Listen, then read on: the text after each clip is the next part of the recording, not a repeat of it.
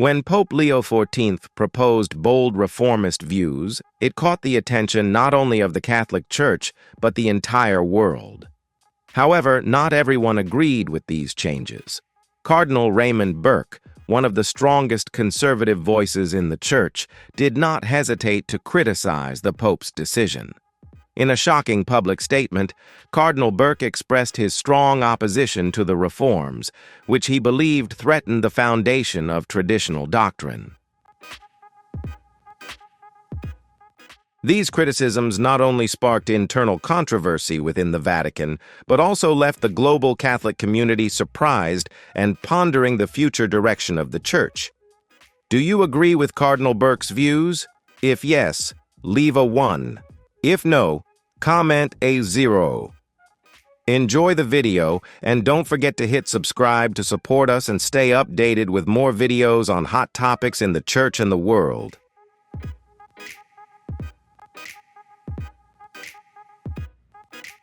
The Vatican has long been a stronghold of tradition, a place where history and faith intertwine to create a steadfast moral compass for over 1 billion Catholics around the world. However, in a shocking turn of events, the sacred halls of the Vatican are now echoing with debates and whispers of betrayal. It all centers around a single explosive moment that has shaken the foundations of the Church.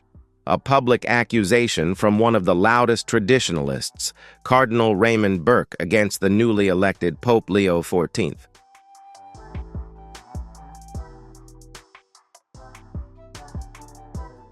The tension between tradition and reform is not a new story within the Church. For centuries, popes have struggled to balance the need to adapt to the modern age while still upholding the ancient doctrines of the Church. However, this time, the conflict has erupted in a way that few could have predicted. Cardinal Burke, known for his unwavering commitment to conservative values, is said to have publicly humiliated Pope Leo XIV in what some insiders are calling an unprecedented act of defiance.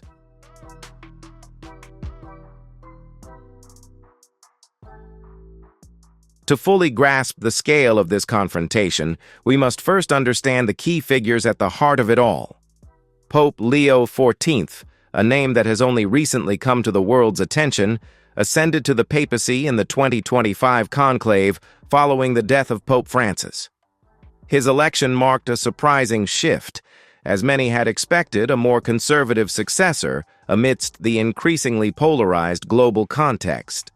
However, from the very beginning, Pope Leo XIV signaled his readiness to tackle modern issues head-on, advocating for a more inclusive church, while emphasizing the need to uphold the core values of Christianity.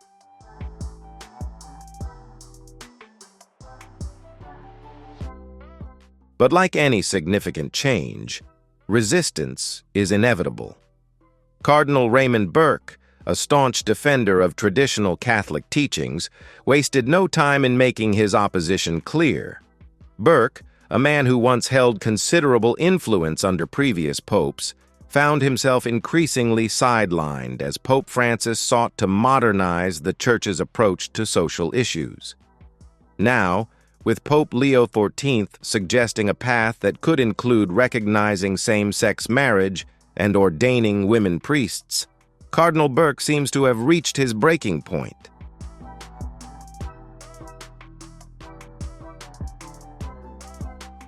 The public insult is said to have occurred during a private meeting at the Vatican, quickly escalating. Insiders describe a tense scene where Burke allegedly accused Pope Leo XIV of betraying the Church's teachings and leading the faithful astray. Witnesses claim the atmosphere was charged as both men stood firm in their positions, while their supporters stared in stunned silence. To fully grasp the gravity of this moment, it is essential to delve deeper into what each figure represents and why their confrontation could reshape the future of the Church.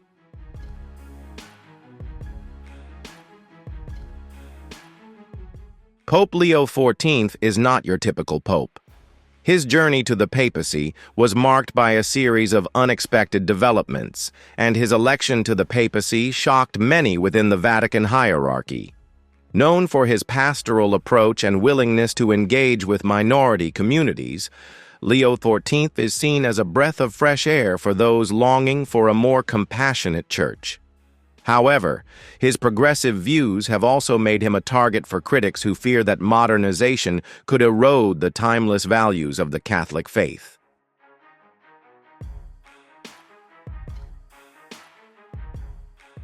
On the other hand, Cardinal Burke's opposition does not stem from personal hostility, but from a deep commitment to preserving doctrine.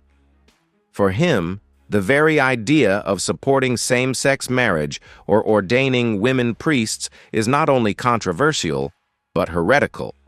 His steadfast stance on these issues has earned him both admiration and contempt. But it cannot be denied that he represents a powerful faction within the Church, viewing any deviation from tradition as a betrayal. As news of the confrontation spread, reactions within the Catholic community were immediate and intense.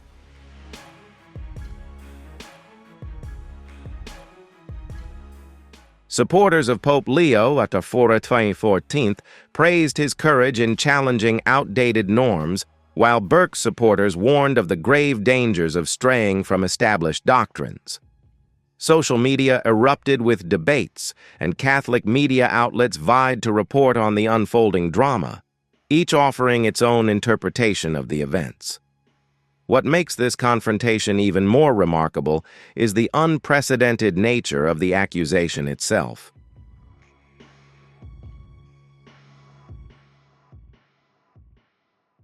Although disagreements within the Vatican are not uncommon, they are typically resolved behind closed doors with courtesy and respect.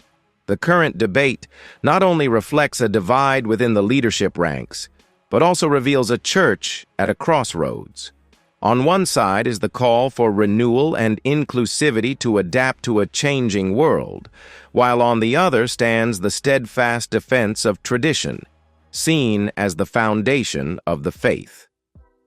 Both paths carry profound consequences, not only for the internal workings of the Church, but also for over 1 billion faithful around the world.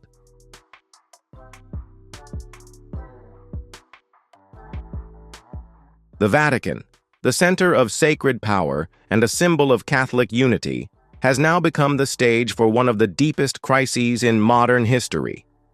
The future of the Church is being tested like never before. The fact that a cardinal has publicly challenged the Pope in such a manner is virtually unheard of, raising questions about the stability of Pope Leo XIV's papacy and the unity of the entire Church. As rumors swirl, Vatican spokespersons remain silent, neither confirming nor denying the details of the alleged confrontation. However, this silence only amplifies the turbulence.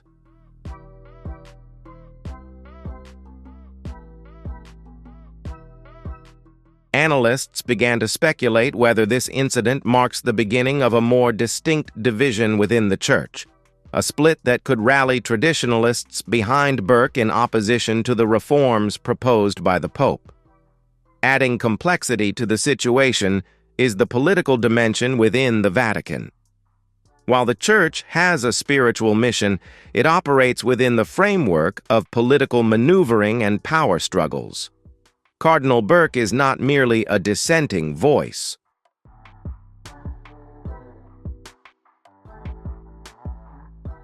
He is a symbol of resistance to change, rallying like-minded clergy and lay Catholics who feel alienated by the Church's shifting stance on social issues. For Pope Leo XIV, maintaining his vision while managing such internal opposition will certainly prove to be one of the defining challenges of his papacy. Public reaction has been mixed, with some Catholics feeling betrayed by the idea of the Church altering its long-standing doctrines.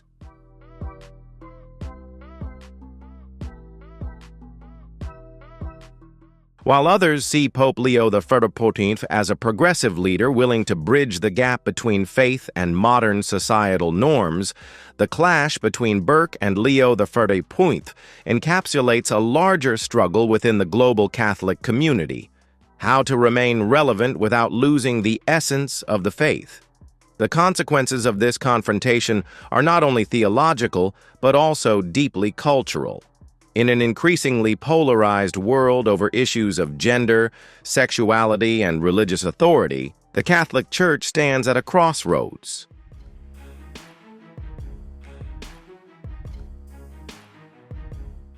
Will it cling to the past, reinforcing its traditional boundaries? Or will it embrace a new identity that reflects the evolving moral consciousness of the modern age? And most importantly, what will this mean for the future of one of the world's most enduring institutions?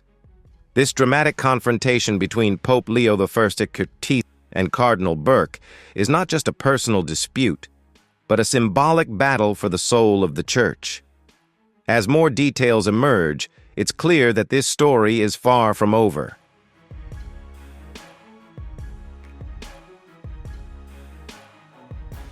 The Vatican, usually a place of quiet reflection and sacred tradition, is now at the center of a crisis that could determine the future of Catholicism itself.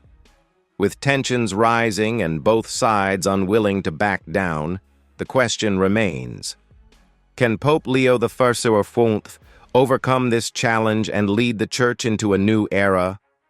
Or will Cardinal Burke's challenge mark the beginning of a conservative resurgence?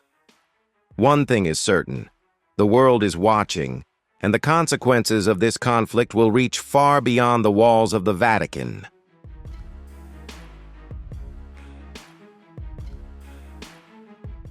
The history of conflict in the Vatican is as ancient as the Church itself.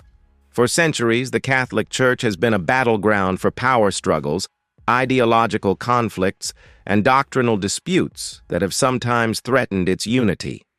From the Great Schism of 1054, which saw the Eastern Orthodox Church split off, to the Protestant Reformation that shattered the Church's dominance over Western Europe, the story of the Vatican is one of conflict and resolution, tradition and reform.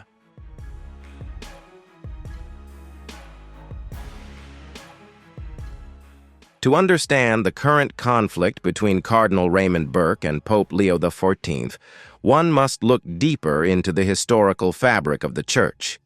It is a tapestry woven with threads of both challenge and obedience, revolution and restoration.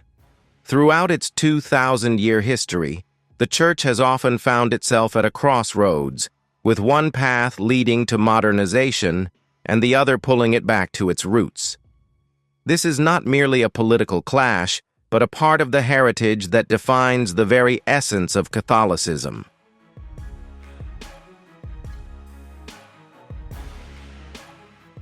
The major disputes of the past have shaped how the Church responds to future challenges.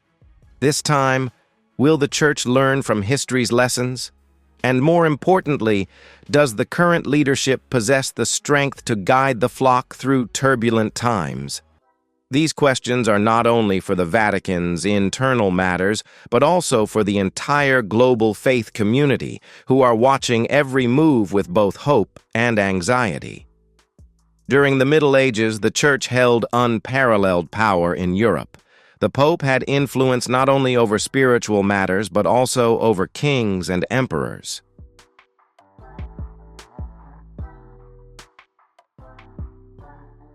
The 11th century investiture controversy marked one of the first major power struggles when Pope Gregory VI and Holy Roman Emperor Henry IV clashed over the right to appoint bishops. The conflict culminated when Henry was excommunicated, and his legendary journey to Canossa, where he stood barefoot in the snow for 3 days to beg the Pope for forgiveness, took place. This moment symbolized the Pope's supremacy over secular power, a theme that would echo through the ages. As centuries passed, the Church would face new challenges.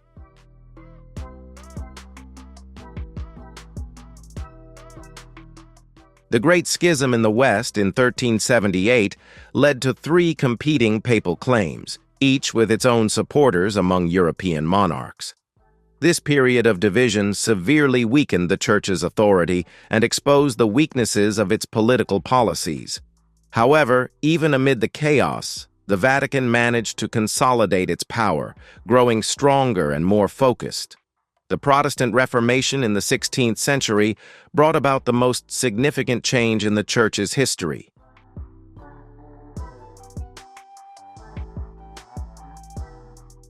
Triggered by Martin Luther's 95 Theses in 1517, the Reformation challenged the Church's practices, particularly the sale of indulgences and the nature of salvation.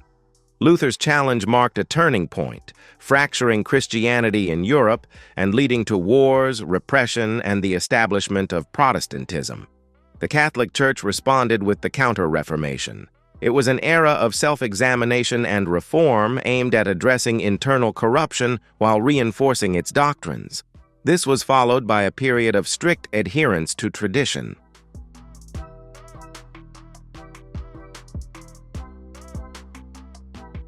The Council of Trent, held from 1545 to 1563, laid the foundation for Catholic doctrine that essentially remained unchanged for many centuries. It reaffirmed the seven sacraments, veneration of saints, and the authority of the Pope, drawing a clear line against Protestant beliefs. The Church's stance was clear. There would be no compromise on doctrinal issues. Many centuries later, the Church once again faced calls for reform, this time from within. The Second Vatican Council, convened by Pope John XXIII in 1962, marked a significant shift.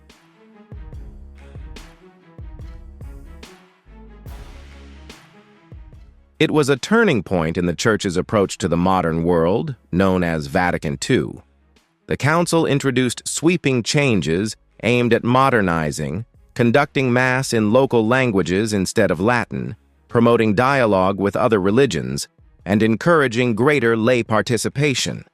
It was a bold step that revitalized Catholicism in many parts of the world, but it also faced resistance from traditionalists who saw it as an illusion of sacred traditions.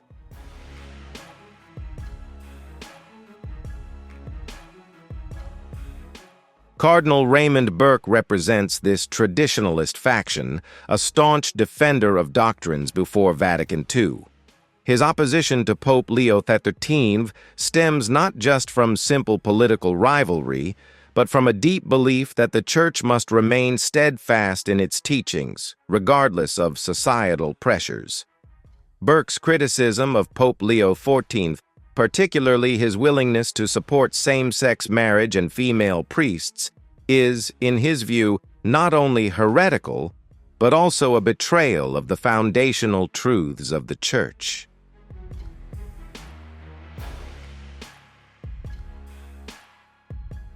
The current conflict reflects past struggles within the Vatican. The push and pull between reform and tradition has always been part of its legacy. Pope Leo XIV's liberalizing efforts echo those of John XXIII during Vatican II, while Burke's resistance recalls the staunch conservatism following the Council of Trent. This clash is not merely a disagreement between two powerful men. It is a continuation of the long-standing struggle for the soul of the Church. As tensions rise, it can be compared to the period of the Papal States.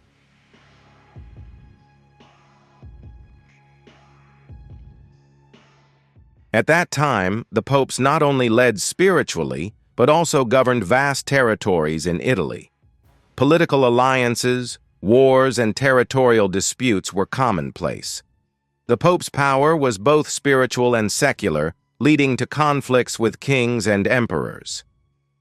Similarly, today, the tension between reform and tradition is not just about doctrine, but also about power and leadership vision. Pope Leo XIV is facing a historic challenge from within, where it is not external forces, but his own colleagues who are creating barriers.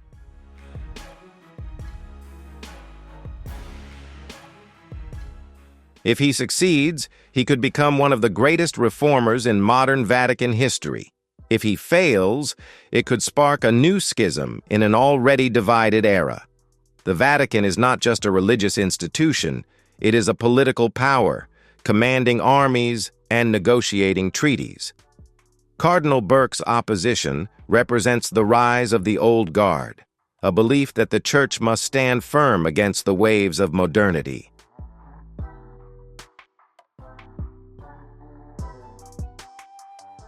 His supporters, many of whom view the reforms of Vatican II with skepticism, believe that the strength of Catholicism lies in its steadfastness. For them, Pope Leo XIV's openness to social changes is not progress, but surrender. In contrast, Pope Leo XIV's vision reflects the reforming spirit that has shaped the Church for centuries. His willingness to discuss same-sex marriage and the ordination of women is seen by his followers as a necessary evolution.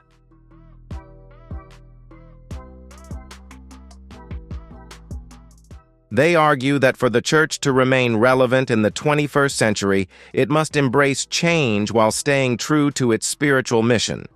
For them, Pope Leo XIV is not dismantling tradition. He is breathing new life into it. This ideological conflict is not just theological, it is political. The Vatican is an independent state with its own governance, economy, and global influence. The decisions made within its walls ripple across the globe, affecting not only Catholics but also the political landscape in countries where Catholicism is a significant force.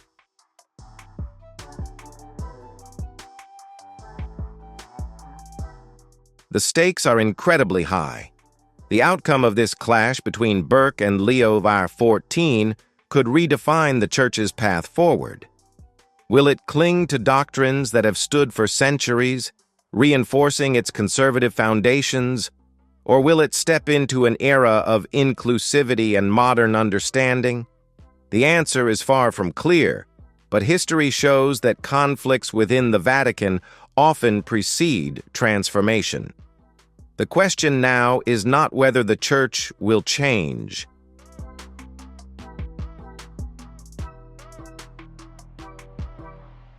It has always been and will always be about change, but how and to what extent? Cardinal Burke's open challenge to Pope Leo XIV is just the latest chapter in a story that has been written over 2,000 years. This is a struggle for the heart of Catholicism, but not only within the halls of the Vatican, but also in the minds and hearts of believers around the world. Who is Cardinal Raymond Burke? To understand the depth of his conflict with Pope Leo XIV, one must first understand the man himself.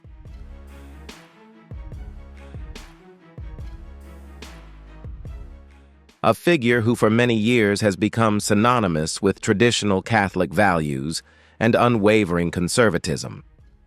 His story is not just the story of a cardinal. It is the story of a man who has devoted his entire life to preserving the teachings of the Church, despite cultural trends trying to shift its direction. Born in Richland Center, Wisconsin in 1948, Raymond Leo Burke grew up in a devout Catholic family where faith was not only practiced but lived.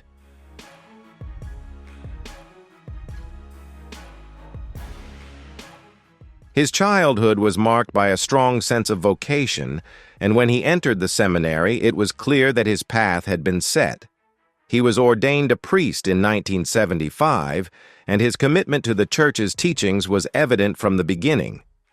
Unlike some of his contemporaries who sought to modernize the activities of the Church, Burke remained steadfast in his belief that the doctrines established over millennia could not be reinterpreted or changed.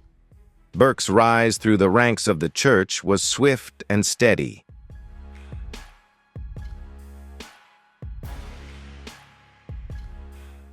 In 1994, Pope John Paul II appointed him as the Bishop of La Crosse, Wisconsin, where he served for nearly a decade, leaving a distinct mark.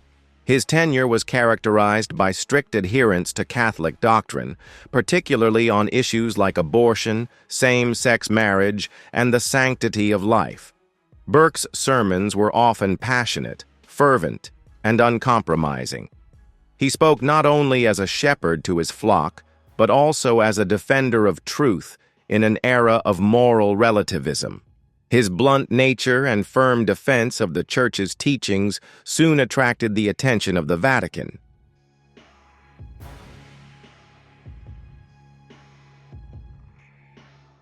In 2003, he was appointed Archbishop of St. Louis, where his influence grew significantly. Burke became known for his uncompromising stance on issues that many considered controversial. He publicly refused communion to Catholic politicians who supported abortion rights. This move received both praise and criticism. For Burke, the Eucharist was sacred, and allowing those who supported what he considered serious sins to partake in it was a betrayal of the Church's principles.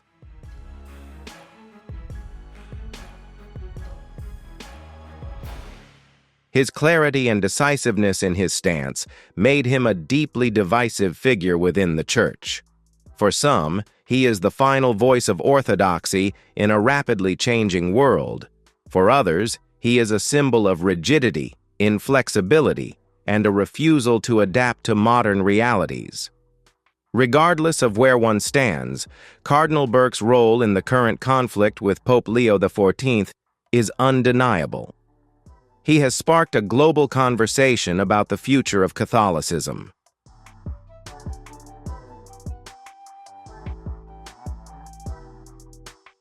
By 2008, Burke's reputation as a staunch defender of traditional Catholicism earned him a position at the Vatican, where Pope Benedict XVI appointed him as the head of the Apostolic Signatura, the highest judicial body in the Church.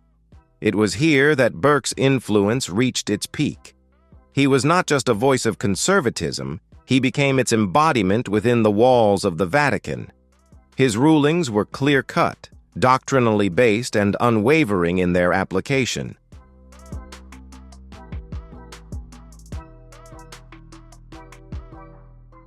However, Burke's rapid rise also marked the beginning of tensions within the Vatican. His strict interpretation of canon law and his vocal opposition to progressive movements put him at odds with reform-minded clergy. When Pope Francis ascended to the papacy in 2013, those tensions came to a head. Francis, known for his more inclusive approach, sought to open dialogues on issues like climate change, economic inequality, and even discussions surrounding same-sex unions.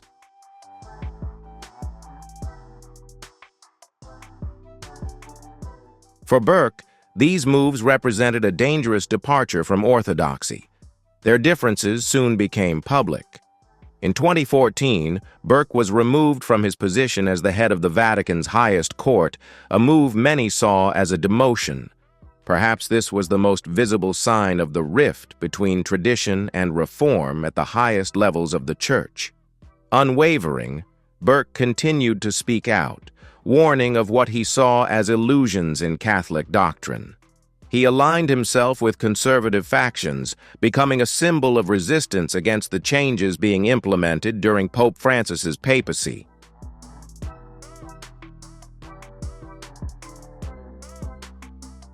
Burke's criticism did not stop at theology. It extended to the authority of the Pope. He became one of the most prominent signatories of the Dubia, an official request for clarification regarding Pope Francis's apostolic exhortation, Amoris Laetitia, which addresses family life and communion for those who have divorced and remarried. Burke's public questioning of the Pope's writings was seen as both bold and controversial. It solidified his position as a defender of tradition and a challenger to modernity. As Pope Francis's health began to decline, speculation grew about the potential resurgence of the conservative faction within the Vatican.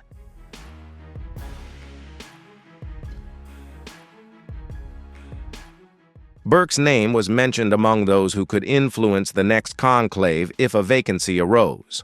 However, the 2025 election of Pope Leo XIV shattered those hopes. Leo XIV, who sees himself as a bridge between tradition and progress, was not the candidate Burke or his supporters had hoped for. His swift embrace of social issues and openness to modern interpretations of doctrine set the stage for the confrontation that would follow. The public nature of the clash between Burke and Pope Leo XIV is what makes it particularly notable.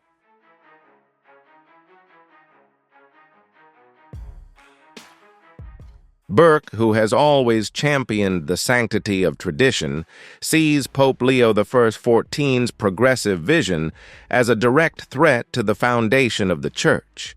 His accusations that the Pope would introduce same-sex marriage and female priests into the Church are not mere speculation. They are rallying cries for traditionalists who fear that the Church is straying too far from its roots. Burke's stance on same-sex marriage is unwavering. For him, the sacrament of marriage is reserved for a man and a woman as ordained by God.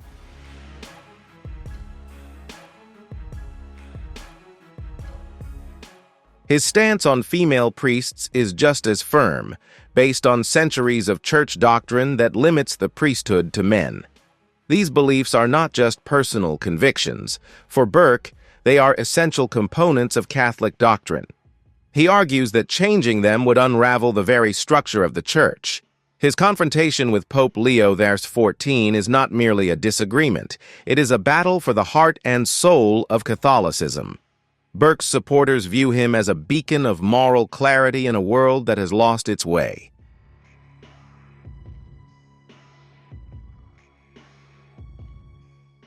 His supporters view his defiance as a courageous act, a stand against secular forces threatening to infiltrate the Church.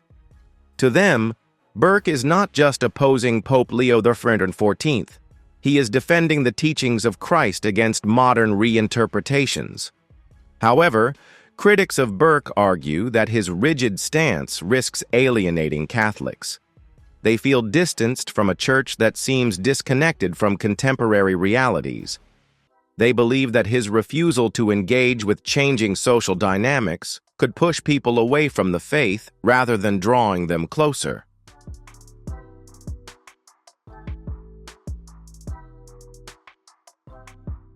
For them, Pope Leo XIV's vision represents hope, an opportunity for the Church to remain relevant in an ever-evolving world. The ideological conflict between Burke and Leo XIV is not isolated. It reflects larger debates within the global Catholic community, where issues of modernity, tradition, and inclusivity are hotly contested. The conservative faction, encouraged by Burke's outspoken stance, is prepared to resist any reforms.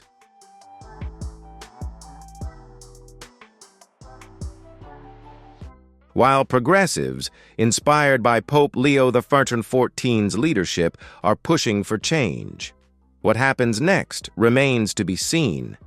Burke's influence in the Vatican remains strong, bolstered by a network of supporters who share his vision of a church that does not yield to social pressures. However, Pope Leo XIV holds the authority of the papacy and the power to enact change. Their clash is not just about doctrine, it is about the future of Catholicism itself.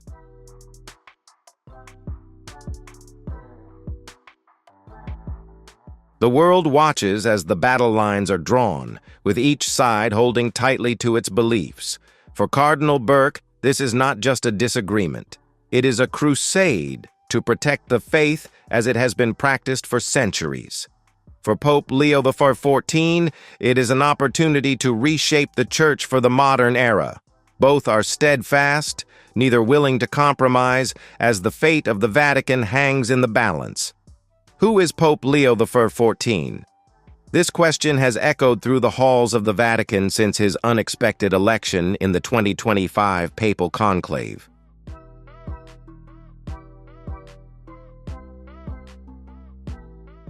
His ascension to the papacy marked a dramatic shift in the leadership of the Catholic Church, a moment many see as a crossroads for one of the world's oldest institutions.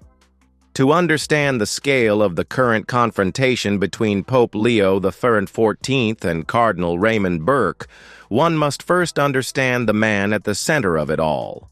A man who, in a short time, has steered the Church towards a path of unprecedented change. Pope Leo XIV was born in Palermo, Italy, as Giovanni Battista Rossi in 1959.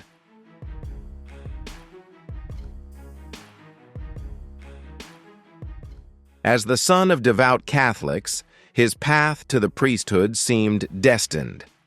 From a young age, he exhibited a deep sense of empathy and a passion for serving the marginalized. His upbringing in Sicily shaped his worldview. Sicily, a region marked by both profound religious faith and social inequality, was where he witnessed firsthand the struggles of the poor, the disenfranchised, and the forgotten. This experience would later shape his papal policies and his vision for a more inclusive church.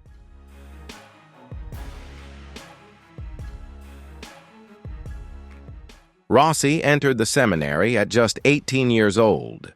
Driven by a calling that seemed to transcend mere tradition, his studies were marked by a focus on social justice and liberation theology, concepts often considered progressive within the conservative strongholds of the Vatican. Even as a young seminarian, he argued that the role of the Church extended beyond spiritual guidance. It was also a beacon for social change.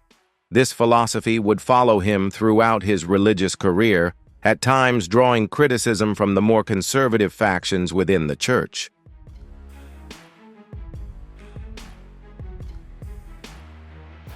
Ordained as a priest in 1984, Rossi quickly established himself with his compassionate approach to the priesthood.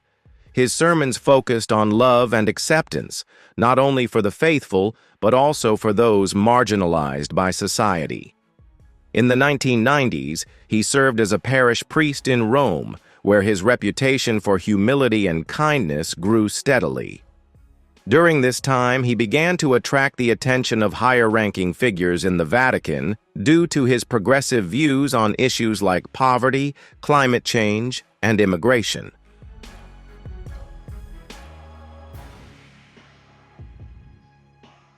In 2005, Pope Benedict XVI appointed him Archbishop of Palermo, a role that would propel him onto the global stage. Rossi's work in Palermo was transformative. He established food banks, shelters for the homeless, and support programs for immigrants. These actions earned him the nickname, the Archbishop of the People. His emphasis on social justice, along with his unwavering support for the marginalized, made him a beloved figure within the community.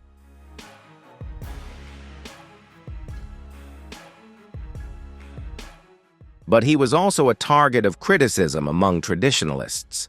When Pope Francis ascended to the papacy in 2013, Rossi found an ally at the Vatican.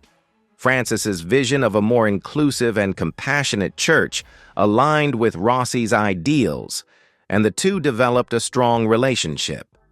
Under Francis's guidance, Rossi took on more significant roles within the Vatican, including a position on the Pontifical Council for Justice and Peace. His influence continued to grow, and his reputation as a reformer was solidified.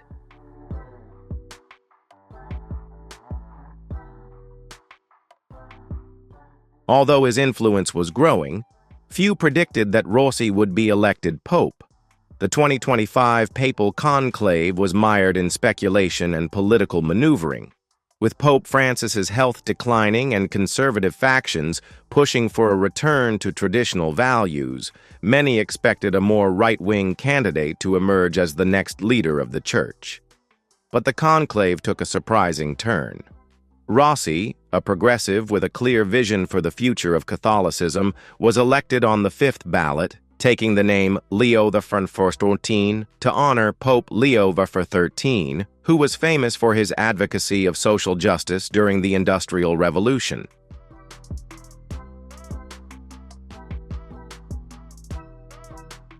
From the moment he stepped onto the balcony of St. Peter's Basilica, it was clear that Pope Leo XIV would be different. His first speech was not a call for tradition, but for unity and compassion. He spoke about the Church's need to be open to all, regardless of race, gender, or sexual orientation. His words were met with thunderous applause from the crowd gathered below. But behind the walls of the Vatican, murmurs of discontent began almost immediately. Pope Leo XIV wasted little time in putting his vision into action.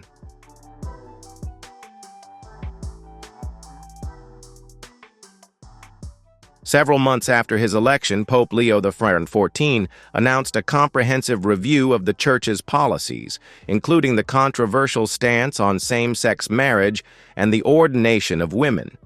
This move was seen as progressive, even by those who supported the reforms of Pope Francis. Traditionalists, including Cardinal Burke, quickly condemned the proposals. They accused Leo XIV of abandoning the Church's teachings in an attempt to appease. For Leo XIV, these reforms were not about abandoning tradition, but about embracing humanity.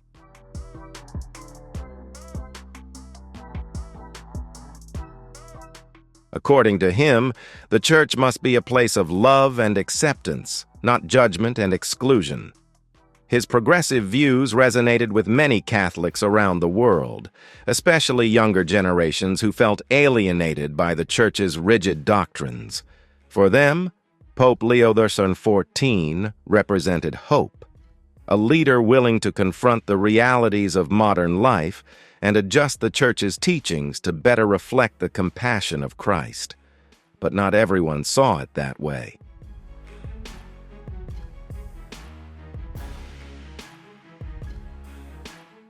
Cardinal Burke and his supporters viewed Pope Leo XIV's proposals as a direct attack.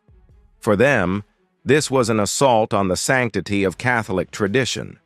The Pope's willingness to discuss same-sex marriage and female priests was almost considered heretical. Burke's public announcement of his opposition to Leo XIV's vision marked the beginning of a fierce ideological battle within the Vatican. The tension reached a boiling point during a private meeting of senior cardinals, where Burke was reportedly in direct confrontation with the Pope. Don't forget to like the video if you found it interesting, and share it with your friends to spark more discussions. If you haven't subscribed yet, make sure to hit the subscribe button to stay updated with the latest videos and join in on lively debates. We're excited to hear your thoughts and opinions.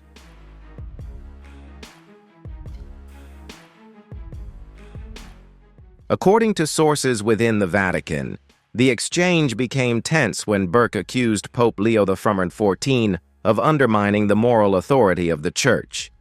It is said that the Pope did not back down. He remained steadfast in his belief that the Church must evolve if it is to remain relevant. Those present at the meeting described the scene as a clash between two formidable wills, one rooted in tradition, the other in reform. For Pope Leo XIV, this confrontation was not just a political battle, it was a defining moment in his papacy.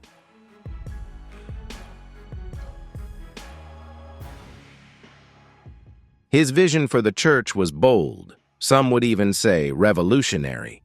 He believed that the Catholic Church could take the lead on global issues such as climate change, poverty, and human rights.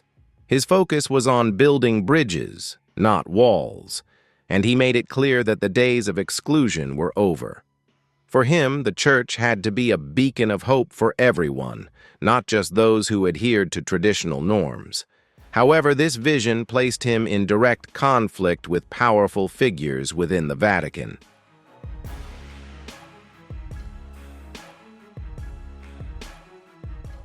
Cardinal Burke's public accusations that Leo XIV intended to open the Church to same-sex marriage and female clergy not only sparked controversy, but also threatened to fracture the unity of the Church.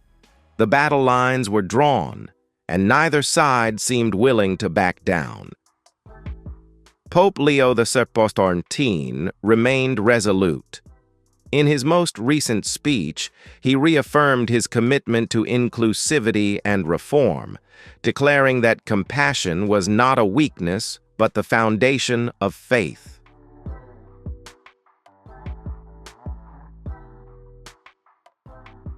His words were met with applause by many, but others remained seriously silent.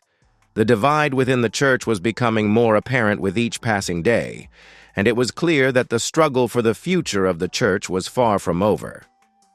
As the world watches, Pope Leo XIV continues his mission undeterred by opposition. For him, the path ahead is clear, even though it is fraught with resistance. The question now is not whether Pope Leo XIV can withstand the opposition, but whether the Catholic Church can withstand the changes he seeks to bring about.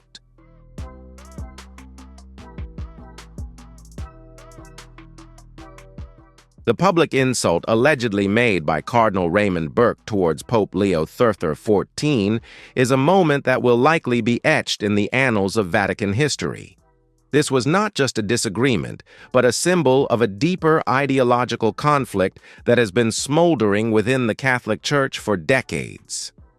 Insider reports describe a scene full of tension and challenge, not only highlighting the clash of personalities, but also the collision of beliefs that could shape the future of the Church.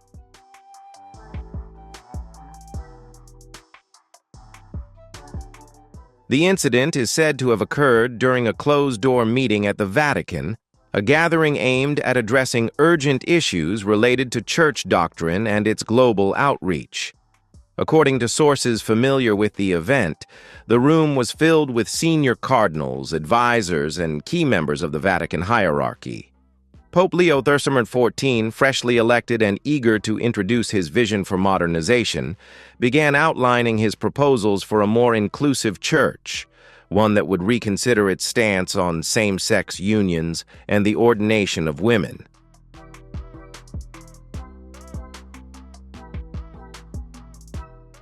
His tone was firm, yet filled with compassion, emphasizing unity. He stressed the need for the Church to evolve and move alongside the faithful it serves.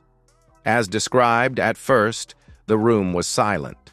Some nodded in agreement, while others sat with cold, impassive faces, their expressions betraying their hesitance. Cardinal Burke, sitting near the center, is said to have been the first to speak up. His voice, resolute and unwavering, sliced through the silence like a knife.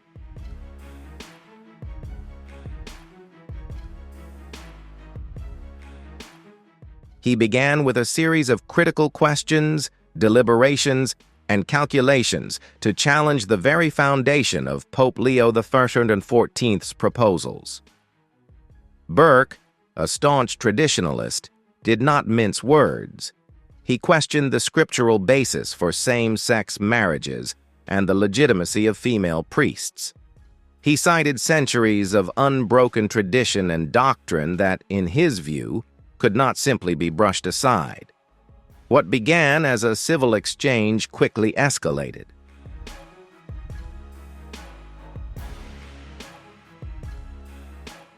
Witnesses describe Pope Leo XIV responding to the challenge with calmness, defending his vision not as an act of rebellion, but as an expression of compassion and understanding. He spoke of a church that must reach out to the marginalized, those who have been cast out or alienated by doctrines that no longer reflect the complexity of modern life. He cited Christ's ministry, how Jesus welcomed sinners, dined with tax collectors, and extended grace without prejudice. However, Burke did not relent. His response was sharp and unwavering.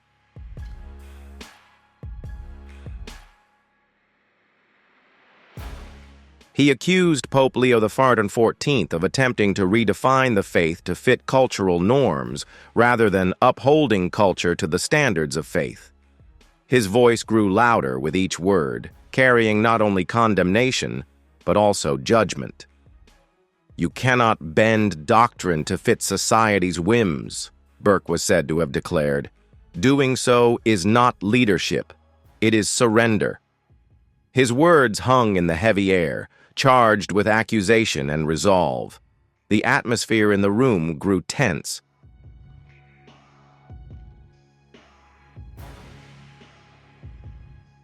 Burke's supporters sat solemnly, nodding in agreement, while those in support of Pope Leo XIV shifted uncomfortably.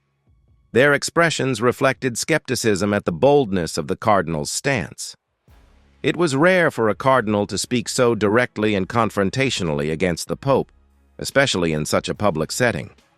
In the Vatican's culture, where solemnity and respect were expected, Burke's outburst was nothing short of revolutionary.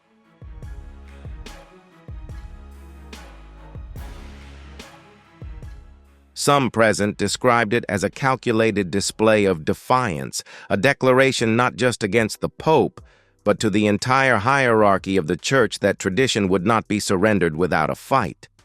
However, Pope Leo XIV remained unfazed. His response was considered, almost serene. He spoke to the room, acknowledging the gravity of Burke's concerns. Yet, he remained firm in his belief that the Church's mission was to embrace all souls, not just those who fit within its traditional boundaries.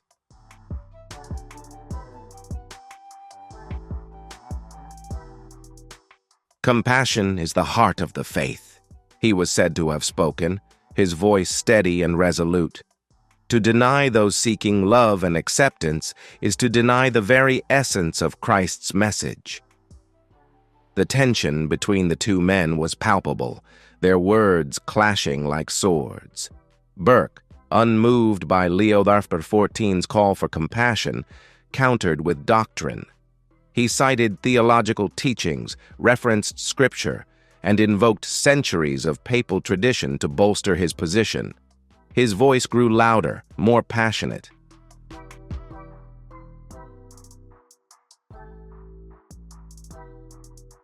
Each statement was underscored by a deep conviction. Those present described it as a sermon, a declaration that the Church must firmly resist the moral decay of society, even if it meant challenging the Pope himself. The confrontation is said to have lasted nearly an hour, with neither side willing to yield. Witnesses noted that the room grew increasingly divided, with factions forming silently among the gathered cardinals. Some whispered quietly, while others sat in stunned silence watching the exchange unfold.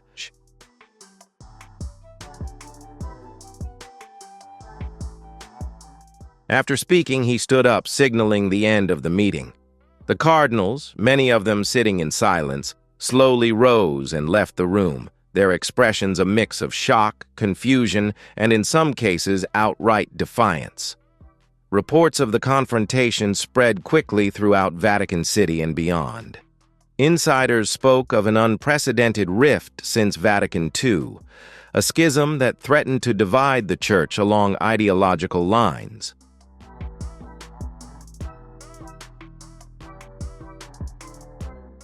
Traditionalist groups praised Burke's courage, lauding him for standing up against what they saw as a dangerous liberalization of the Church's teachings. Meanwhile, supporters of Pope Leo XIV praised his resolve. They celebrated his willingness to embrace the marginalized and his vision of a more inclusive Church. The media covered the confrontation extensively, and before long, it was not only Vatican insiders discussing the clash. Headlines flooded newspapers and websites.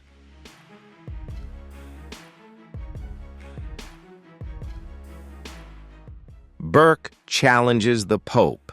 Vatican showdown. Cardinal challenges the Pope's authority on doctrinal dispute. The battle for the future of the Church. The confrontation became the focal point of a global religious debate, with clergy and laity alike contemplating the value and risks of reform. The Vatican, known for its secrecy, did little to quell the rumors. Official statements remained vague, simply stating that discussions were ongoing and that all doctrinal matters were being addressed with the utmost respect and consideration.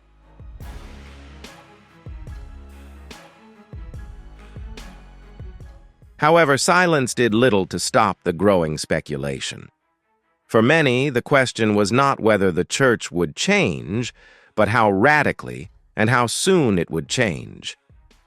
In the weeks following the incident, both Burke and Pope Leo XIV remained firm in their positions. Burke continued to speak out publicly, giving interviews and making statements that reinforced his belief in the sanctity of tradition. His speeches were filled with aggressive and crude language, a call to arms for those who believed the Church should resolutely not compromise.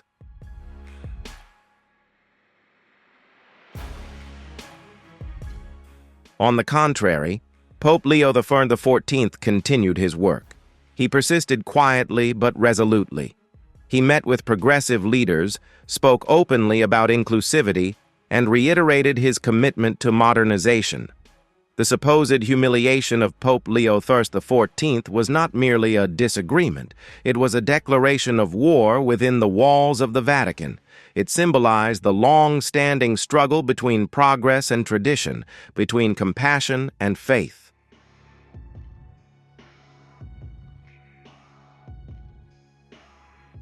When the Church stands at this crossroads, the world watches, waiting to see which path it will take. Will it follow Leo XIV into the future, or retreat with Burke into the past? The answer, it seems, will shape the Church for future generations. The debate over same-sex marriage in the Catholic Church is not a new one, but under Pope Leo XIV, it reached its peak. This controversy, sparked by his openness to dialogue on the subject, ignited a fierce debate within the Vatican and throughout the global Catholic community.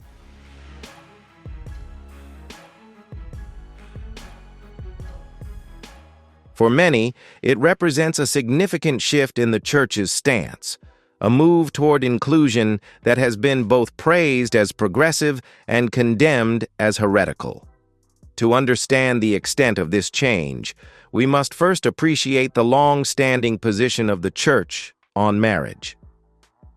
For centuries, the Catholic Church has defined marriage as a sacred covenant between a man and a woman. Rooted in Scripture and reinforced through doctrine, this belief has become a cornerstone of Catholic teaching.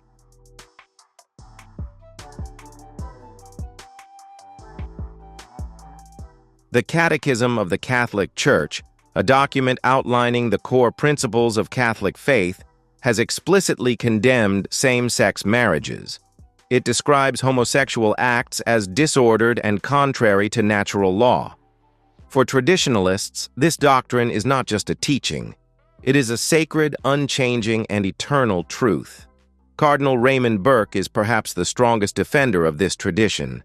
His opposition to same-sex marriage is not merely philosophical.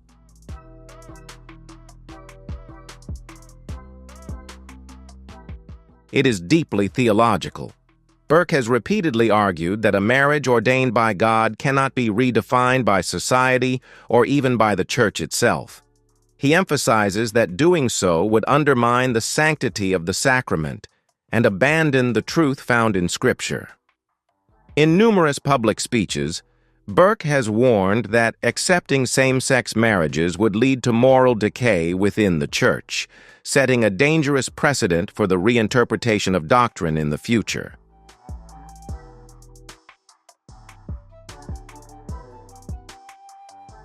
However, Pope Leo XIV's approach is markedly different. His vision for the Church is one that embraces all of God's children. Since his election, Leo XIV has spoken openly about the need for compassion and understanding.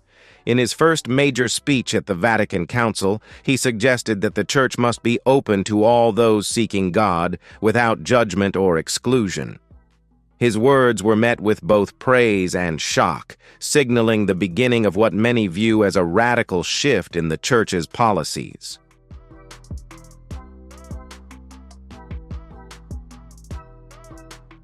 The first major sign of Pope Leo XIV's intentions emerged just 3 months after he ascended to the papacy, when he authorized a committee to study the Church's position on same-sex couples.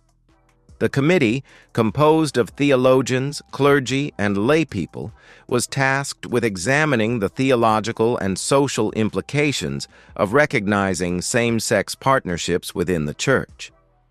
This move was unprecedented. The Vatican had never before officially reconsidered its doctrine on marriage. The announcement sent shockwaves through the Catholic community.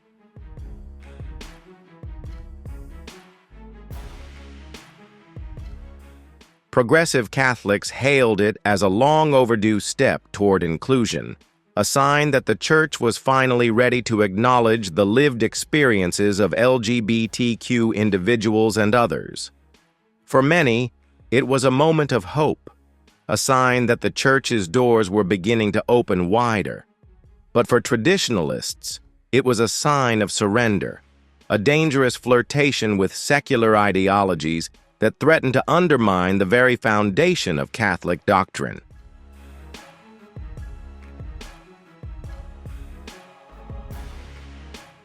Cardinal Burke was one of the first to publicly condemn the committee. In a statement issued just days after the announcement, he declared that the Church had no authority to change what God had ordained. He accused Pope Leo XIV of attempting to bend doctrine to fit modern sensibilities, warning that such actions would lead to spiritual chaos and a distortion of sacred tradition. His words were echoed by conservative bishops across Europe and the United States, many of whom declared they would oppose any efforts to alter the Church's definition of marriage.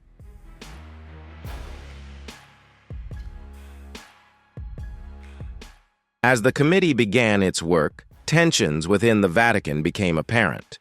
Reports from insiders described heated debates and behind-the-scenes maneuvers as traditionalists sought to block any momentum toward reform.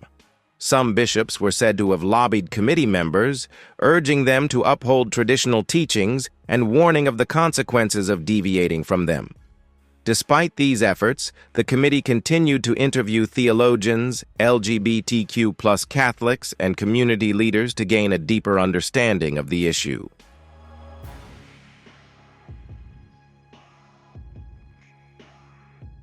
The committee's findings were presented to Pope Leo XIV after a year of research. The report, described by those who read it as thorough and provocative, highlighted the growing disconnect between the Church's teachings and the reality that LGBTQ+ Catholics face. The report included testimonies from same-sex couples speaking about their love, commitment, and faith, challenging the Church's long-standing narrative that such relationships are incompatible with Catholic values. Pope Leo XIV's response was swift and resolute.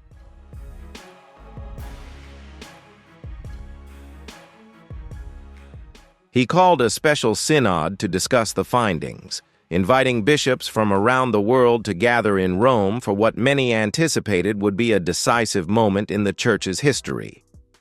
The synod, held in the grand halls of the Vatican, was a scene of tradition and tension. Cardinals in deep red robes entered the council, their expressions solemn and determined.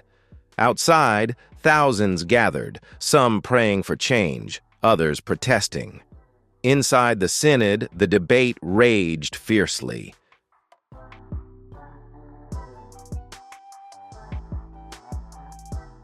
Supporters of Pope Leo XIV's vision argued passionately for inclusion, citing Christ's message of love and acceptance. They spoke of the need for the Church to evolve to reflect the reality of its followers while remaining true to its spiritual mission. Bishops from more progressive dioceses shared stories of LGBTQ+ Catholics who had been ostracized by their communities, denied the sacraments, and felt abandoned by their faith. However, Cardinal Burke rose as a pillar of resistance.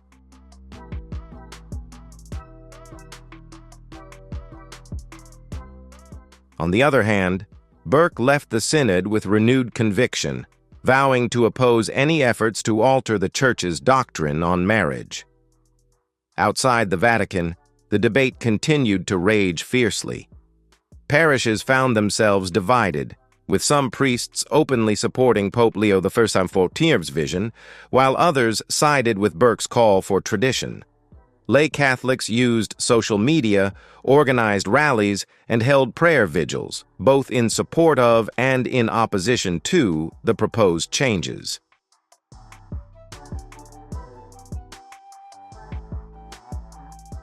Catholic media outlets published articles and commentaries dissecting every word spoken in the Synod, each reflecting the deep divisions within the Church. For many, this was not just a debate over doctrine, it was a battle for the soul of the Church itself. Would the Catholic Church evolve to embrace a broader understanding of love and family? Or would it remain rooted in its centuries-old teachings? Pope Leo XIV and Cardinal Burke have laid the groundwork for a struggle that will define not only their legacies, but the future of Catholicism as a whole. The world watches the unfolding controversy. Each side stands firm in its beliefs.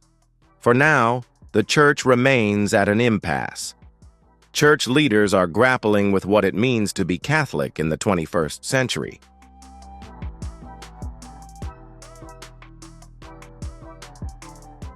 It seems that the answer remains unclear, and the road ahead is still shrouded in uncertainty. Female priests, a new era or a breakthrough?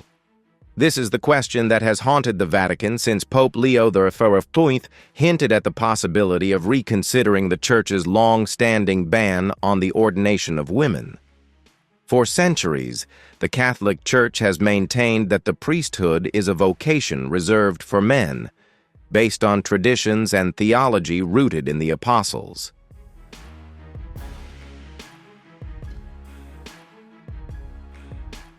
But under Pope Leo XV, that sacred tradition is being questioned, sparking intense debate and deep controversy.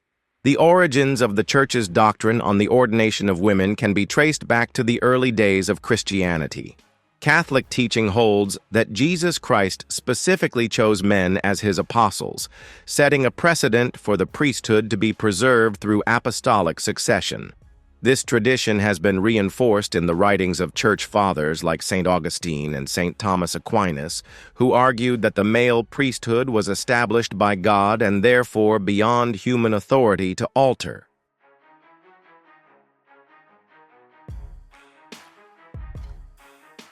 Throughout history, every pope, regardless of their stance on modernization, has upheld this doctrine as unchangeable. The issue of female priests has been raised periodically throughout the Church's history, but it gained significant momentum in the 20th century. The rise of the feminist movement and increasing calls for gender equality brought new scrutiny to the Church's policies. In 1994, Pope John Paul II issued an apostolic letter, Ordinatio Sacerdotalis, which reaffirmed the Church's position that women cannot be ordained as priests.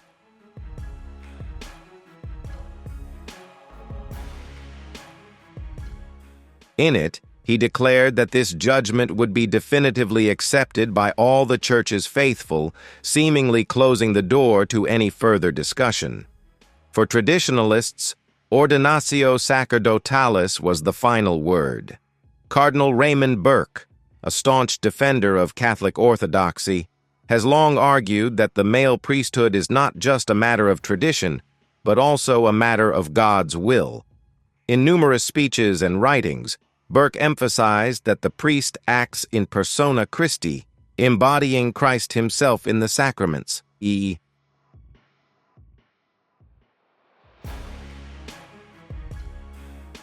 Cardinal Burke, who had voiced criticism of Pope Leo XIV's progressive agenda, issued a strong statement condemning the existence of the committee.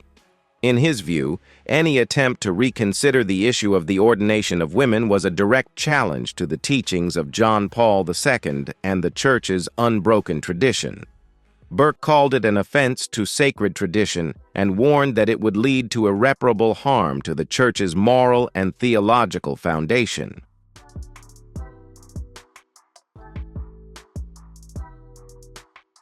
However, supporters of Pope Leo XIV viewed the issue differently. They argued that the Church's doctrine is not immutable and that reform is not heresy, but progress. They pointed to historical evidence showing that women played important roles in the early Church, citing writings from the early Church Fathers and records of female deacons serving alongside men. These supporters argued that the exclusion of women from the priesthood is more a cultural issue than a theological one, a product of the era rather than a divine command.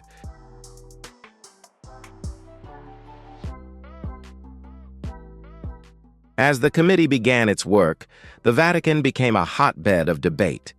Theologians from around the world submitted papers and studies presenting their arguments both for and against the ordination of women. Conferences were held, discussions grew heated, and the divide between traditionalists and progressives deepened.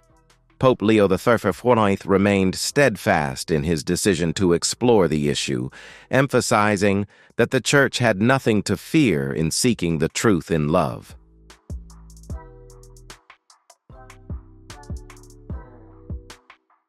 The committee's findings, published after a year of consideration, were nothing short of groundbreaking.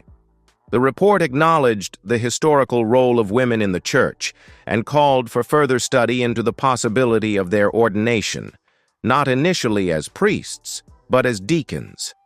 This proposal was seen as a compromise, a first step toward broader inclusion while still respecting tradition. Pope Leo XIV accepted this recommendation, calling for the Synod to discuss the possibility of female deacons, a move that had not been seriously considered since the early centuries of Christianity.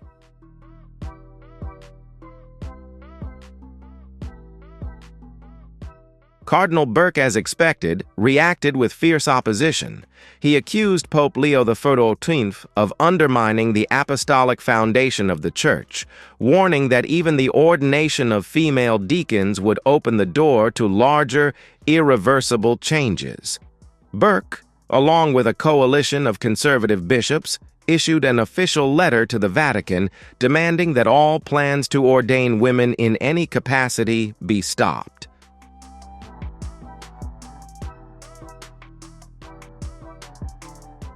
The letter, circulated in traditionalist parishes, gathered over 1 million signatures worldwide, symbolizing the deep divide within the global Catholic community. Despite the opposition, Pope Leo XIV pressed on, scheduling a synod meeting for the following year. This announcement triggered an immediate response, with progressive Catholics organizing protests in support of women's ordination, while traditionalists held prayer vigils to protect what they considered the sanctity of the priesthood.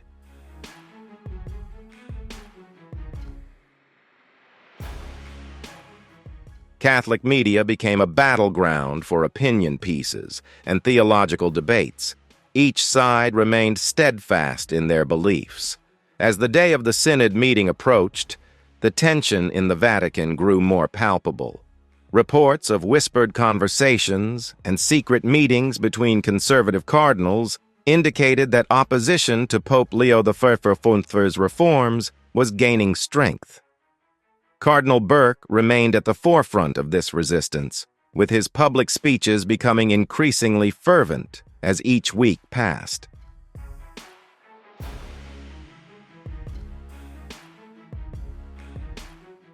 He warned that the synod could be the beginning of a schism, a division within the Church unseen since the Reformation.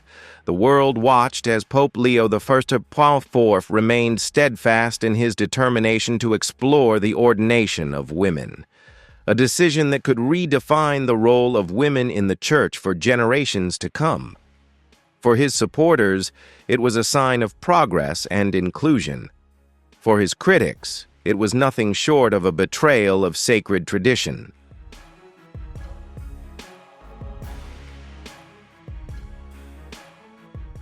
As Pope Leo XIV's vision for a more inclusive and modern Catholic Church became clearer, the world responded with a mixture of celebration, skepticism, and outright challenge. The proposed changes, including re-evaluating the Church's stance on same-sex marriage and the ordination of women, sparked debates not only within the Vatican, but across the globe. Parishes from Rome to Rio de Janeiro, from Manila to Madrid, found themselves grappling with the potential impact of these changes on doctrine.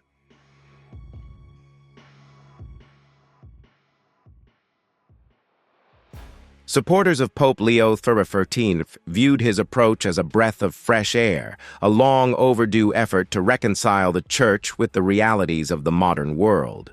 For them, the Church's rigid stance on social issues had created barriers, pushing away those who felt marginalized or unwelcome.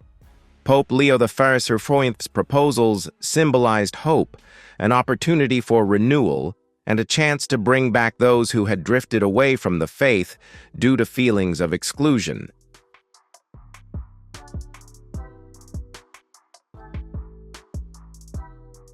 Catholic reform groups praised his leadership as courageous and transformative, organizing rallies and prayer meetings to support his vision.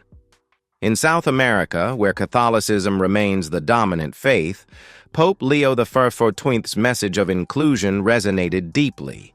In Brazil, the world's largest Catholic country, thousands gathered in cities like São Paulo and Rio to celebrate what they called a new era of compassion.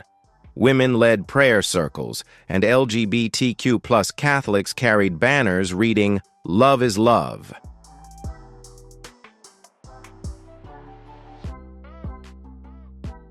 Clergy members spoke openly about the need for the Church to accept change. A priest in São Paulo, Father Rodrigo Mendes, passionately told his congregation, "The Church is not the gatekeeper of love, but the gateway to love." Pope Leo XIV understands this, and so do we. Similar sentiments were echoed in the Philippines, where Catholicism is deeply woven into the fabric of daily life.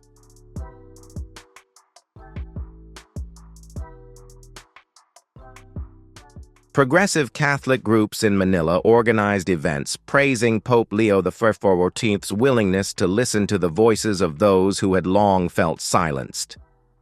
Maria Torres, an organizer of a Catholic women's group in Manila, said, "We have been too afraid to speak our truth for too long. But now, with Pope Leo XIV, we hope our faith can include us, all of us." However, the response was not always positive. In Europe, especially in traditionally conservative regions like Poland and Hungary, opposition to Leo XIV's proposals was swift and strong.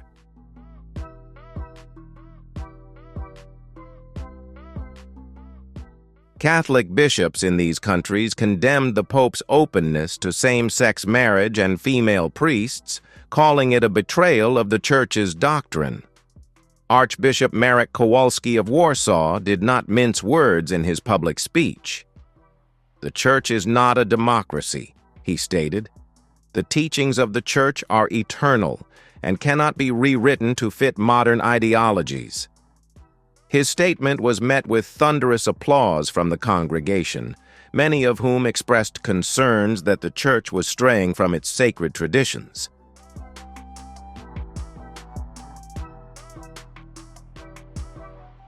In Hungary, Prime Minister Viktor Orbán, known for his staunch defense of conservative Christian values, weighed in on the controversy, declaring that his government would continue to support traditional family values as defined by the Bible. His comments were embraced by members of the Catholic Church in Hungary, who vowed to oppose any changes that contradict centuries-old doctrine. Parish priests across the country held special ceremonies, praying for the Church to remain steadfast in its faith.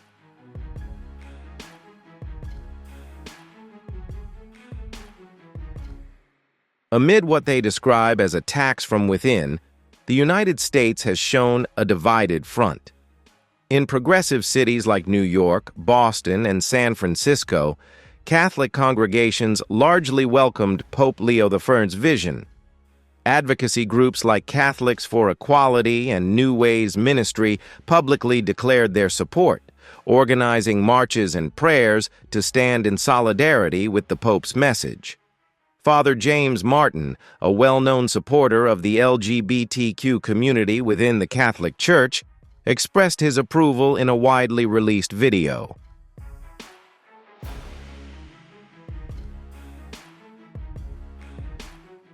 Pope Leo XIV is doing what Christ would do. He is extending open arms to embrace those who have been shut out for too long. In contrast, conservative dioceses and states like Texas, Alabama, and Mississippi have resisted. Cardinal Robert Mahoney of Houston issued a statement condemning Pope Leo XIV's proposals as reckless and deviating from Christ's teachings. In a speech to his congregation, Mahoney warned that the Church was on the brink of a schism.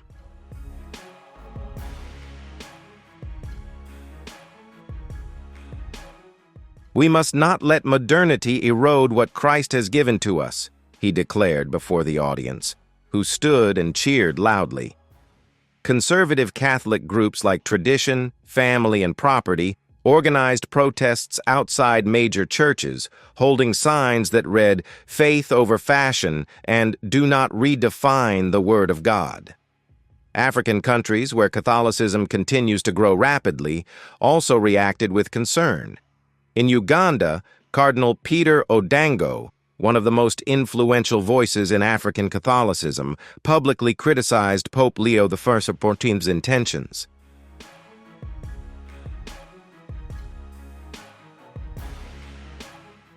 During the Sunday Mass in Kela, he addressed the issue directly. "Our faith is not for sale. It cannot be negotiated. We will not succumb to the pressure of Western liberalism." His comments were met with applause from his congregation, many of whom shared his belief that the Church must resist global pressures to conform. Nigeria followed a similar path, with Archbishop Michael Okoro of Lagos strongly voicing his opposition.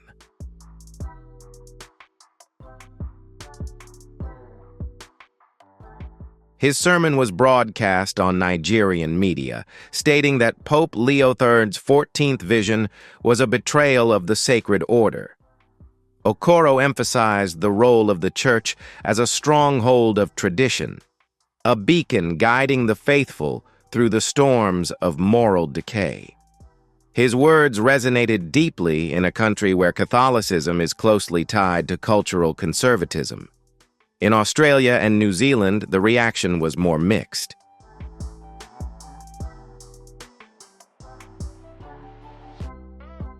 Progressive Catholics hailed the Pope's vision as a step towards reconciliation and inclusion, while conservative factions warned that it would lead to division. Bishop Francis Williams of Sydney, known for his progressive stance, expressed hope that the Church would eventually embrace a broader understanding of God's love.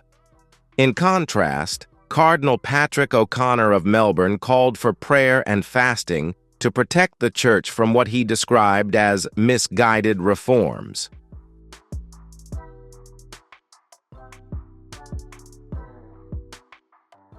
The Vatican itself became the focal point of the global debate. Pilgrims and protesters gathered in St. Peter's Square, their voices blending into a symphony of praise and condemnation. Traditionalist groups held prayer vigils, reciting the rosary and singing hymns to protest what they saw as a betrayal of the Church's teachings. Meanwhile, progressive Catholics organized candlelight prayers, calling for unity and acceptance.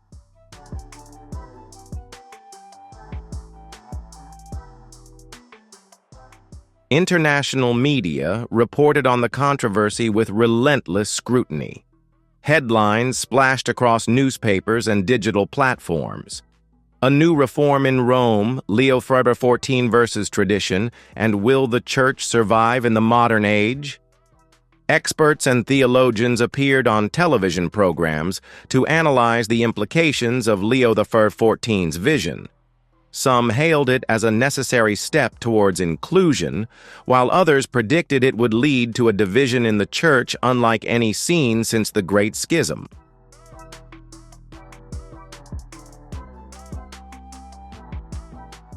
Pope Leo XIV, for his part, remained resolute.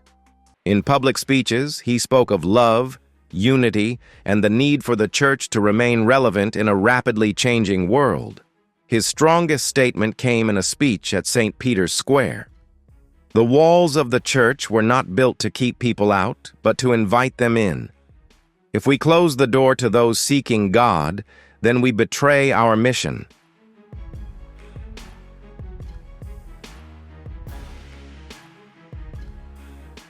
His words were greeted by thousands of supporters, although dissenting groups could still be heard chanting prayers for tradition.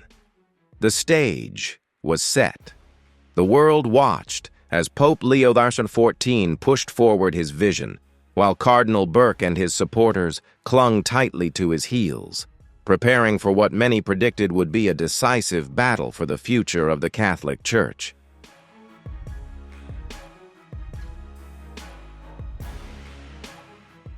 The clash between Pope Leo XIV and Cardinal Raymond Burke was not confined to the Vatican. It spread like wildfire across global media platforms, dominating headlines, talk shows, and social media discussions. Major news outlets such as CNN, BBC, Al Jazeera, and Reuters continuously reported on the unfolding drama, dissecting every statement, every gesture, and every response from both the Pope and the Cardinal. The controversy became a focal point for broader discussions on faith, modernity, and the future of organized religion in a rapidly evolving world.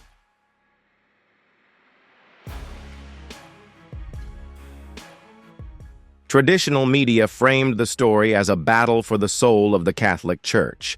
The headlines were sharp and dramatic. Vatican in turmoil as Pope pushes for reforms, conservative revolt against Pope Leo XIV, and schism brewing. Cardinal Burke challenges the Pope's authority. Political commentators and religious analysts quickly offered their interpretations, with some calling Pope Leo XIV a visionary reformer, while others described him as a reckless progressive.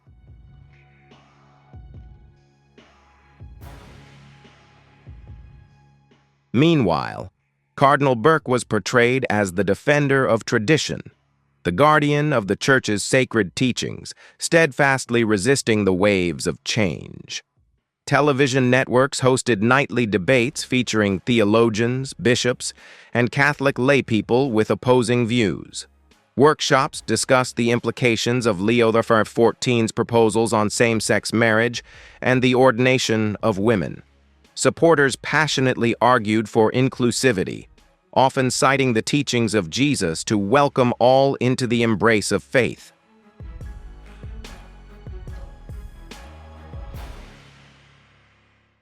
Christ embraced the outcasts, said Father Michael Donovan, a progressive priest from Chicago, in a heated debate on CNN.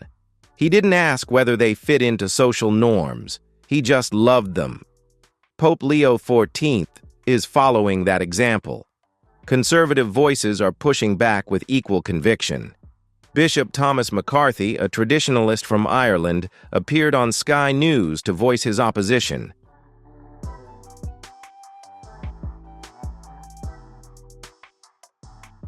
"The Church is not a democracy," he declared firmly. "We do not change doctrine because of cultural trends. Truth does not evolve. It is eternal."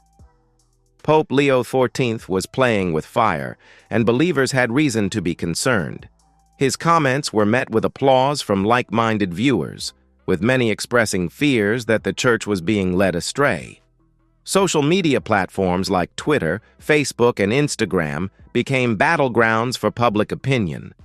Hashtags like #StandWithOxiv and Protect the Faith trended globally, each representing a different aspect of the divide.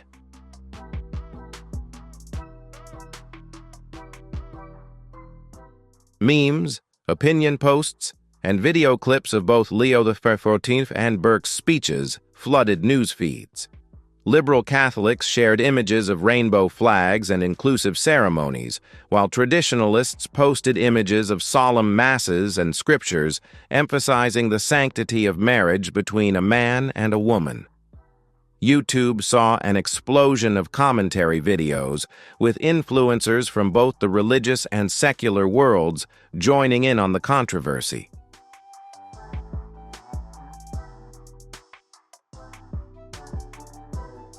Channels dedicated to Catholic advocacy have released video after video dissecting Pope Leo I's December 14th statements, citing scripture and church tradition to counter his proposed changes. Progressive Catholic influencers, on the other hand, have embraced his vision, producing videos highlighting LGBTQ stories alongside Catholics and women who have long felt marginalized by church teachings.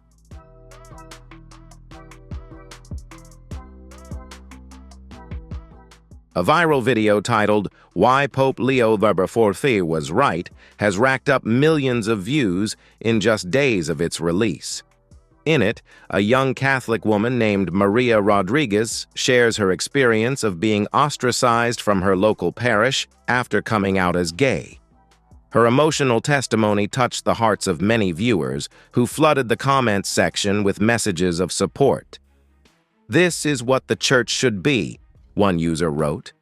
"A place of love, not judgment."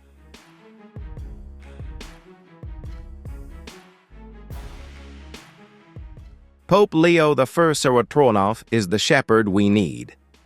Not to be outdone, conservative voices have responded with viral content of their own. One widely circulated video titled "In Defense of the Faith, Why Cardinal Burke is Right" features a panel of theologians discussing the theological implications of same-sex marriage and female priests. "This is not about hatred or exclusion," one speaker insists. "It is about fidelity to the teachings of Christ."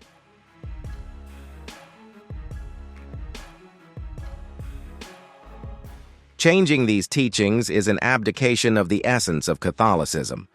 The video was shared on conservative networks, bolstering support for Burke's position. The controversy even sparked protests and demonstrations. In Rome, supporters of Pope Leo XIV gathered outside St. Peter's Basilica, holding a banner that read, "Love is love, and the Church is for everyone." Religious songs filled the air as Catholics from around the world joined hands in prayer, calling for inclusion and compassion.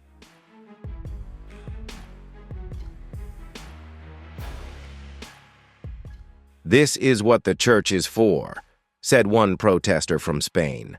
"A place where everyone is welcome, no matter who they love." Traditionalist Catholics, meanwhile, held their own protests.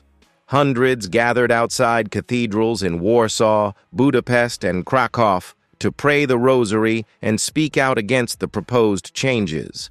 Banners emblazoned with Bibles and papal messages fluttered in the wind as priests led the faithful in hymns defending the Church and the faith.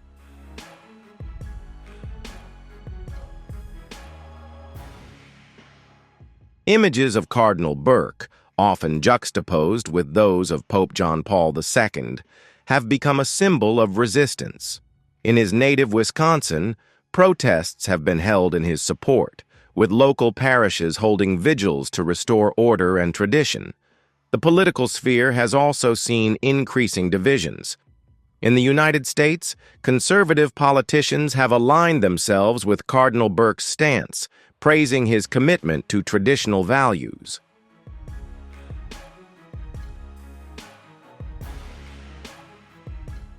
Senators and governors have issued statements of support, linking the Vatican's fight to broader culture wars over religious liberty and traditional marriage. Representative Mark Green of Tennessee went so far as to introduce a resolution in Congress praising Cardinal Burke's defense of the sanctity of marriage and the integrity of the priesthood. While largely symbolic, the gesture underscores the depth of the controversy, which resonates across ideological lines.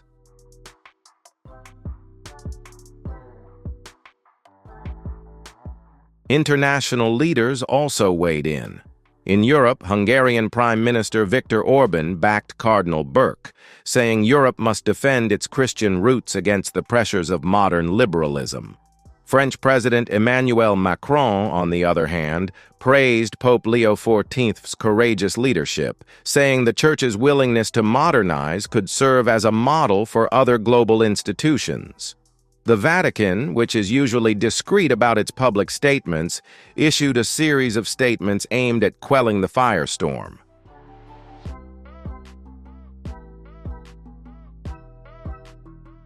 Pope Leo XIV's spokesman stressed that the discussions were part of a broader dialogue about inclusivity and understanding, and that no definitive changes were being made. The Holy Father believes in listening to all voices in the Church, the statement read. This is not about changing doctrine, but about understanding the needs of the faithful. Cardinal Burke responded with his own statement distributed through conservative Catholic media.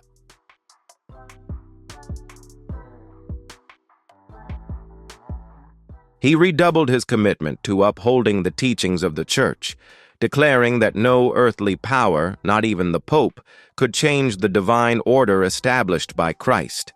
His words were a clear signal that the battle lines were firmly drawn and that compromise would not be easy to achieve. Public opinion polls reflected deep divisions. Surveys conducted in Europe and America showed that younger Catholics strongly supported Pope Leo XIV's vision of inclusiveness, while older generations largely sided with Cardinal Burke.